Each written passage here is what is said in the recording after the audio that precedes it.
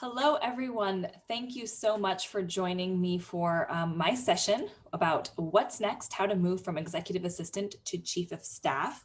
My name is Hallie Warner, and I am the chief of staff at Adam Herganroth Companies in Vermont. We are a fairly large organization. I work with Adam, and I have worked with him for about 9.5 years, mostly in the real estate industry, also in construction management and development. We also have a coaching and training company, as well as a foundation and a real estate team that is in about 20 states around the country, the United States. So we've got our hands in a lot of different things, and it's always exciting. We're actually working on a couple of new companies right now as well, which is always exciting. So a little bit about me.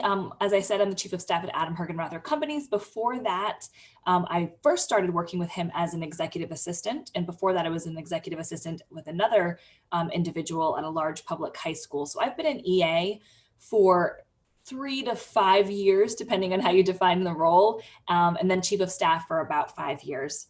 I have a background in English. I majored in English with a writing concentration and minored in business. I'm a big reader, love reading. I usually have a fiction book and a nonfiction book going. Currently listening to several different podcasts and a couple of different books. I like to do that on my commute. I am a dog mom and a law enforcement officer wife, and I'm also currently training for a marathon and believe in the philosophy of working between vacations. So I usually have my vacation scheduled for about 1 to 2 years out and just work in between those. So that is a little bit about me. Again, I was an EA for several years and then transitioned to that chief of staff role about 4 or 5 years ago. Formally changed into that role. I created the role for myself, and I asked for the new title, new position, and a new opportunity. And when I did that, I also had to make sure I hired an executive assistant to take over my responsibilities. So these 3 positions work so closely together. Obviously, the CEO leads the organization and leads the growth and really is that visionary for the company. Really, in my case, I work for a founder of a family enterprise. So he is that visionary. He's casting a massive vision and then bringing us all along to help support that idea and that vision and making sure that it happens. And the chief of staff kind of manages the company and the CEO. So really works kind of internally, recruiting, brand and reputation management, training, maximizing and enhancing the CEO's reach, managing special projects, and really filling any gaps. The chief of staff role is so varied. If you've done any research, or as we talk today about that role, just like an EA role, they kind of run the gamut of what the responsibilities are. And we're going to dive into that too in a second. And then the executive assistant. So while the chief of staff is really kind of managing maybe projects, working alongside the CEO on some of the future goals, the executive assistant is often handling the day-to-day details and is the information hub of the executive office, scheduling, calendar management, meeting prep, handling all of the communication that comes and goes throughout the office. I know that these 2 roles overlap, and I don't want to discount that. Sometimes executive assistants are acting as a chief of staff with just the different title. However, all things considered, they are truly 2 different positions. And I believe in making sure that you do have clear roles and clear job descriptions and clear titles that explain what you do. I know sometimes titles are just semantics, but at the end of the day, for career development, for helping to explain what you do both internally and externally, as well as if you're looking for a new career opportunity, having a clear title in your current role and a clear job description, I think, is very valuable. So just to define these roles a little bit more as we're talking about it throughout the rest of the session, executive assistants, EAs, are often tactical and chiefs of staff are strategic, right? That's what most people say when they try to define those 2 roles. And I did that too for a really long time. But I really think that is such an oversimplification of those 2 roles. Executive assistants are some of the most strategic individuals in an organization. So when you say that they're the tactical, that doesn't really encompass everything that they do. Yes, strategy, planning, and extreme resourcefulness are really important for both of these positions. And chiefs of staff rely on both strategy and tactics every day. So saying they're not tactical is an oversimplification of that role as well. However, they're also working on big picture items and then break them down into actionable steps, communicating the vision and holding various stakeholders accountable to the results. Oftentimes, both people do that. So I think that a better differentiation between the two roles lies in time and in overall responsibilities. So EAs and chiefs of staff, how they go about getting their job done both involve strategy and tactics. And they're often working on one big, important, high-impact job, which is executing the vision of the CEO. That's what I believe EAs and chiefs of staff do. They're the force multipliers for the organization, and they are there to ensure that the CEO's vision is executed. They just do it in two different ways. Executive assistants often live in the now. So I say they're usually like 1 to 30 days out, sometimes longer. This doesn't mean that they're not planning for future events or they're not planning for future travel or chipping away at longer term goals, but it means that their work is driven by the demands of the day or the week. Whether that's, again, meeting prep, phone calls, emails, visitors, answering questions that come into the executive office, keeping the CEO on track and on time, managing all and organizing all of the information, researching. So again, those are more immediate needs. A successful EA thrives in a supportive leadership role. They're organized and highly detail-oriented and enjoy handling administrative tasks. They are exceptional communicators, high performers, and can handle a high volume of work with a sense of urgency without letting quality slip. And an executive assistant usually prefers to handle the small, though no less important, urgent tasks one after the other and moving on to the next. That's really my definition of the chief of staff role, the executive assistant role. And the chief of staff lives more in the future. So we're talking like a minimum of 90 days out, anywhere between 90 days, 1 year and beyond. They handle what they must handle in the moment, but much of their time is focused on that long-term planning and projects to ensure the growth of the organization and the overall success of the CEO. Their work is driven by the demands of the founder or CEO's long-term vision, whether that's interviewing for future leadership positions, creating a family office, writing a book, creating presentations or writing speeches to share the vision, taking meetings on their behalf with future business partners, refining recruiting and retention processes, establishing OKRs, and more. Again, it totally depends on who the CEO or the executive is. But just like an EA, the chief of staff thrives in a supportive leadership role. They like being behind the scenes and holding the space for the CEO to express their genius and their flow. Chiefs of staff like to dig into deeper, more complex issues. They enjoy working on big picture items and are okay waiting to see the results of their work and initiatives. There's no immediate results, very rarely in the chief of staff role. So the reason I'm kind of explaining, at least again, my definition of those two roles is because sometimes when I'm talking to other executive assistants who want to move into that chief of staff role, they think they have certain preconceived notions of what that role looks like. And in fact, when I actually kind of explain what I do every day versus what our executive assistant does every day, they say, oh, wow, I would actually never want to do your job. I love being in the details, in my executive's personal and professional life and making sure things run smoothly. And I don't do that. I might do that more from a strategic perspective, but I don't do that in the day-to-day. And at the end of the day, they're just two different jobs. And you get to choose where you want to grow in your career.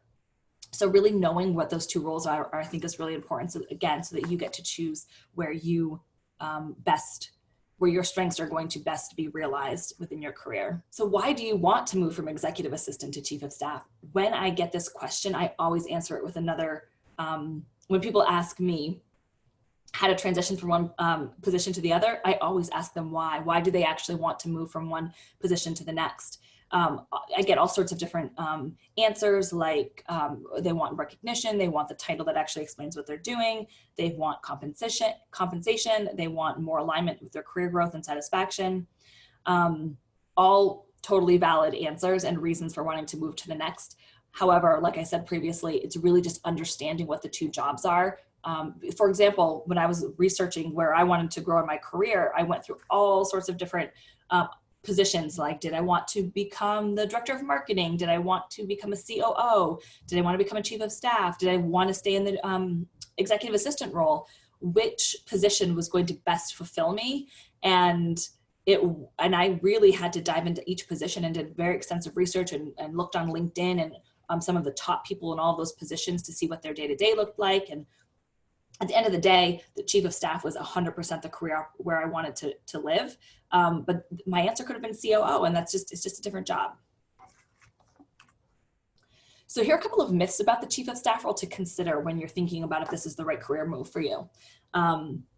Sometimes people think it's the next step from executive assistant because they think that the chief of staff earns more than the executive assistant, which is not necessarily true. That can happen, but oftentimes it totally depends on the organization and the principal.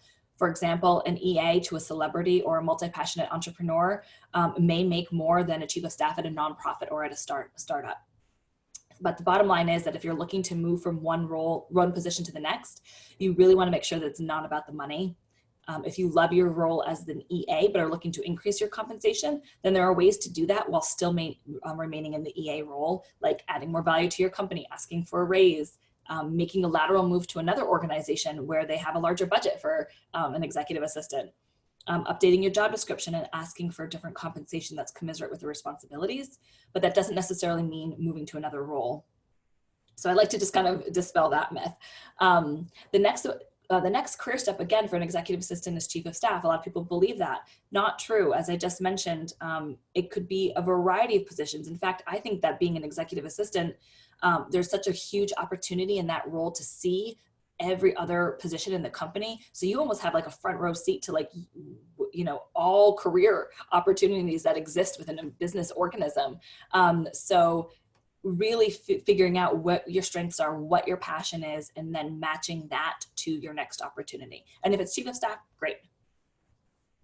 And then the third is an executive assistant and chief of staff are the same roles, two different titles. We did talk about that a little bit. Yes, I do get that in some roles it is the case, but they really are two very distinct positions, and they work quite differently, but they have to work very well together.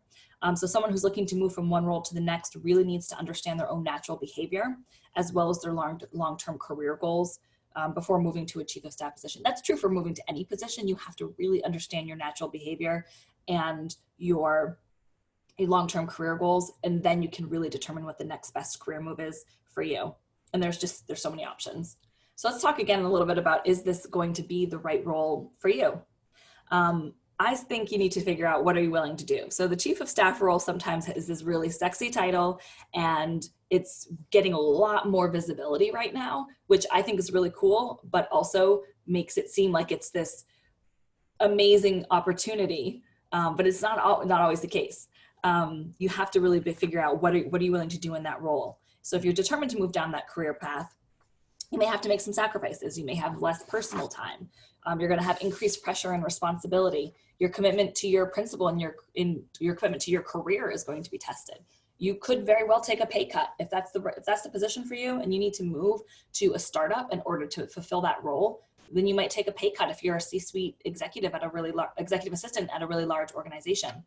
And then you may have to move to a different company or a different city. So just really be honest with yourself what you're willing to do for your career, whatever position that is, and then make peace with that answer. And then if that is the role for you, then go get it with everything you've got. If it's a compensation issue, that's kind of a whole conversation in and of itself. But no matter what the title is, it's always in a really tough but a really important conversation to have, that if you're not being fairly compensated for the work that you're doing, you've got to make sure you're gathering all of your data, all of your information, your results that you've achieved for the organization, and propose a compensation adjustment.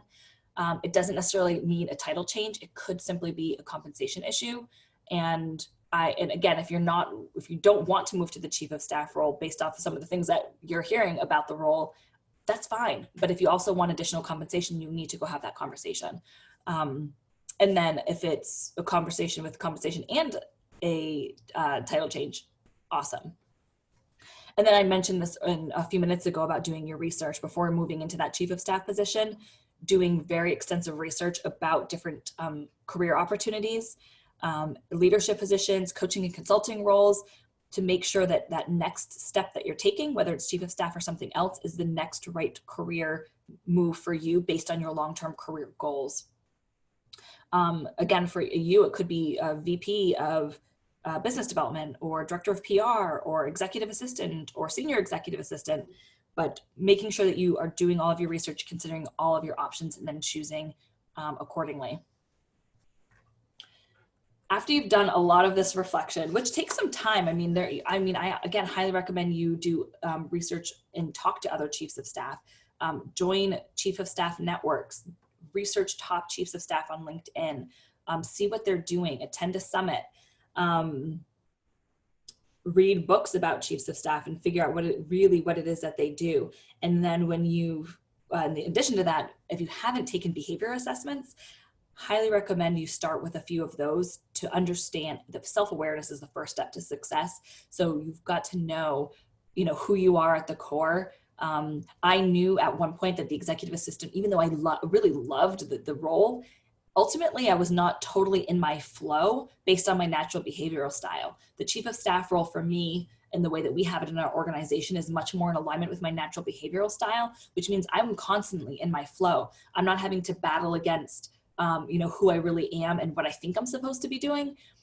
It's just a natural alignment. So behavioral assessments like the DISC profile are great. The Enneagram is great. 16personalities.com is a great behavioral profile.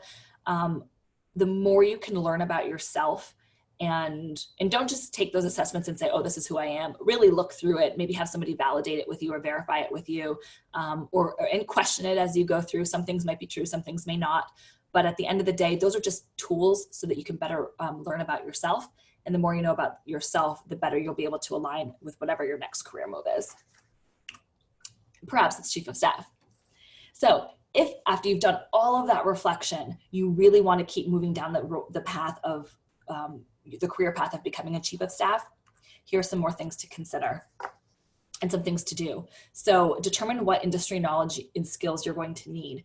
So if you're an executive assistant in the education system, but you plan on being or you want to be a chief of staff in the private sector, or in manufacturing, or in a tech startup, then you need to go gain as much knowledge as possible of that industry that you want to serve. And I say knowledge, I mean a broad knowledge. As you know, executive assistants and chiefs of staff are typically that generalist. So we know a lot. We know a good amount about a lot of things. I'm not a subject matter expert in any one particular thing. If I were to say I was a subject matter expert in anything, I would like to think I was a subject matter expert in leadership. That's where I spend the majority of my time. And I know a lot about the real estate industry, and I know a lot about business in general, but I'm not a technology expert, and nor do I have the skill set of one of our real estate agents in our team. So making sure I have a broad knowledge of our industry is really important. And it would be the same for you if you're looking for that next career opportunity. And then making sure you're starting to level up your skills. Again, this is great no matter if you move to the chief of staff role or not, but work on your communication skills, your leadership skills, your conflict management skills, your change management skills, and your decision-making skills. I think those are really the 5 core skills that you need as a chief of staff or in any leadership position. Those are they're critical to be that strategic partner to your CEO and to be able to help lead alongside them. Lead the people and lead the projects that you're going to be involved in as chief of staff. All right, then talking to your leadership team. So I always like to start first with, does the chief of staff opportunity exist in your current company? If it does, that's great. And it might be a conversation of what do I need to do to grow in XYZ in order to earn the opportunity to interview for the chief of staff position when that chief of staff leaves.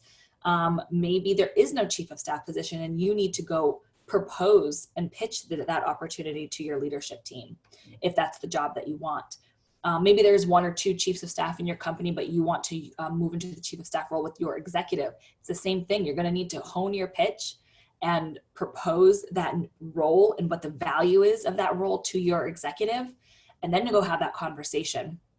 That's really the ideal situation, of course, is if you can create that role, or if there's an opportunity to apply for that role in your current company, simply because if you already understand the ecosystem as executive assistant, you're already one step ahead of anybody who you're going to bring in from the external world, in my opinion. I created this role for myself about 4 or 5 years ago, and I just again went back, did all of that research that I told you about, and then I had a written proposal of here's what I'm going to do in this role. Here's what I want for compensation for this role. Here's the title that I want. It was chief of staff. Here's why I want this role. Here's what it's going to do for the company and for you. And also we're going to need to go hire an executive assistant, but I'll take care of that too. And in the meantime, nothing in your world is going to change. I will fulfill both roles until an executive assistant is hired and onboarded. And at the end of the day, nothing changed for our CEO and executive. His life didn't change at all from like a day-to-day perspective. It was my life that changed because I was more in alignment and had more growth opportunities, and I had way more leverage when I was able to hire an executive assistant. Again, revising your job description, compensation, making that proposal to your leadership team, and then again, making any necessary hires will be important. So there are a lot of organizations, and this goes back to the next piece about looking for a new company. A lot of organizations don't need both an EA and a chief of staff depending on their size. I mean, that's just the reality. Oftentimes a chief of staff role will emerge when there is a founder with multiple businesses, or when the organization is incredibly complex with the variety and various internal and external stakeholders, or there is a principal who may want more day-to-day strategic support, or if it's a really large organization looking to develop junior leaders for future C-suite positions. So I don't know if that sounds like any of your companies, but if it does, and the chief of staff role doesn't exist, that's when you can go have that conversation and present that role. However, if that opportunity does not exist in your current company, or you went and had that conversation and it was a hard no, where we have no plans ever to have the chief of staff position, and you really want that role, then it's probably time to start looking elsewhere. And that's taking professional development courses, going back and honing those skills that we talked about, freshening up your resume, networking. If you haven't already, you should be networking constantly, but if you aren't, then re-engage with some of your networks. And then a great place to actually look for chief of staff opportunities is with, I think, especially because I work with a founder, is a founder of an organization, an entrepreneur, somebody who has a family enterprise or a family office. And startups are really great targets because they don't have all of the kind of history and the complex organizational history of having all of these different layers of VPs and management and directors and executive assistant levels. And so it's a great place to position yourself as that force multiplier, as that business partner, that chief of staff to a founder. And you will have a variety of tasks and you will be wearing many, many hats, but it is really, in my opinion, very fulfilling to be in that role. So when you're looking for that new company, and again, really probably specifically if it's like an entrepreneur or somebody who might not be familiar with that chief of staff role, which I think again are really great places to look, you really need to understand what your value is and what you're bringing to the table and what the value of the chief of staff position is. And then again, it's having that, honing that pitch, showing your value, showing the value of the position, and then proposing that to, again, a founder, family enterprise, startup, entrepreneur, or quite honestly, I mean, go pitch that to a C-suite executive of a Fortune 500 company. They don't have a chief of staff and you think that you can provide them value, get in the door and however you can, and show why you being their chief of staff is going to benefit them in the organization. And then, and the byproduct of that is that you're going to be fulfilling your career goals as well. And then of course, networking. One of the biggest pieces of transitioning from an executive assistant to a chief of staff is understanding who you need to become in that process. We believe at our organization that the next generation of leaders are just as committed to their inner growth and their spiritual life as they are to spreadsheets and bottom lines. And what that means to us is that business is just a conduit for our personal growth, and our personal growth is realized through our business success. So it's very integrated for us, but it also means that we are working on ourselves constantly, in the office, out of the office, whether that's the books that we're reading, the podcasts that we're listening to, working on things that are outside of our comfort zone. Part of the reason I'm training for a marathon is because that's going to stretch me and get me really outside of my comfort zone, and working on different discipline and leading myself first before I can can lead other people. I have to be able to fulfill those commitments to myself. So what have you done to invest in yourself, whether that's education, whether that's a yoga or meditation, reading, a personal growth plan, or a daily morning ritual? What's your morning routine look like? Are you journaling? Self-leadership precedes leadership. And the only way I believe all executive assistants are leaders. It's going to be really necessary in the chief of staff role to show up as a leader every day, because you are seen as a leader in the company. Although I hope your company also sees you as a leader when you're an executive assistant, as they do in mine. But regardless, self-leadership precedes leadership. So who do you need to become in order to fulfill the needs of the chief of staff role? And again, that goes back to developing a growth plan. And I think I have a webinar somewhere that you can tap into about what your growth plan is and how to develop that. And it again just goes back to basically creating a curriculum for your life and what you need to learn, both personally and professionally, making sure that's put into your calendar. What resources do you need to make that happen? And making sure you're reflecting on that, teaching others, because the best way to learn is to teach. So the other thing I wanted to mention on the who that you need to become about going inward is a lot of these conversations that I mentioned are hard conversations. How do you have that conversation with your executive that you don't want to be his EA or her EA anymore? You want to become their chief of staff, or you want to go ask for an additional compensation, or you have to tell them that you want to leave and that you need to look for a new opportunity because your goals are not going to be fulfilled anymore where you're at.